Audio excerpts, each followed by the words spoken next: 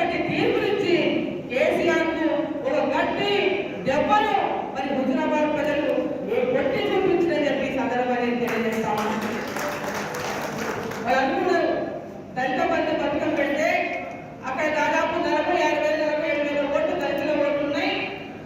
ఈ దళిత బంధు పథకంతో ఆ ఓట్లన్నీ నాకు వచ్చేస్తాయి, ఆడ ఉన్న మిగతా టీఆర్ఎస్ పార్టీ కార్యకర్తల నాయకులంతా నేను కొనేసుకున్నా, ఎవరు కూడా మరి ఈటల రాజేందర్ గారితో మన బీజేపీలో పోరు, మొత్తం న్యాయమైన ఉంటుందని చెప్పి కట్టుదిట్టం చేసినప్పటికీ హుజూరాబాద్ ప్రజలంతా మొత్తం టీఆర్ఎస్ పార్టీకి ఎదురు నిలబడి టీఆర్ఎస్ పార్టీకి పూర్తిగా ఎదురు పోరాటం చేసి మరి హుజూరాబాద్ లో అందరూ భారతీయ జనతా పార్టీ అభ్యర్థి ఈటల రాజేందర్ గారితో ఉండి ఈరోజు పెద్ద ఎత్తున విజయాన్ని ఈరోజు తెలంగాణ సాధించుకున్నామంటే దుబ్బాక ఎన్నిక తర్వాత మరి ఈరోజు హుజూరాబాద్ ఎన్నిక తర్వాత తెలంగాణ రాష్ట్రంలో జిహెచ్ఎంసీ ఎన్నికల తర్వాత తెలంగాణ రాష్ట్రంలో ప్రత్యామ్నాయం ఎవరు అంటే భారతీయ జనతా పార్టీ ప్రత్యామ్నాయం.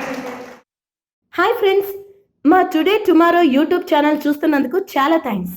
మరిన్ని లేటెస్ట్ వీడియోస్ కోసం వెంటనే సబ్స్క్రైబ్ చేయండి. అలాగే ఈ బెల్ని కూడా రింగ్ చేసేయండి. మా నోటిఫికేషన్స్ అన్ని మీ మొబైల్లో వస్తాయి. అలాగే మా వీడియోస్ మీకు నచ్చితే లైక్ చేయండి, షేర్ చేయండి, నచ్చకపోతే కామెంట్ చేయండి.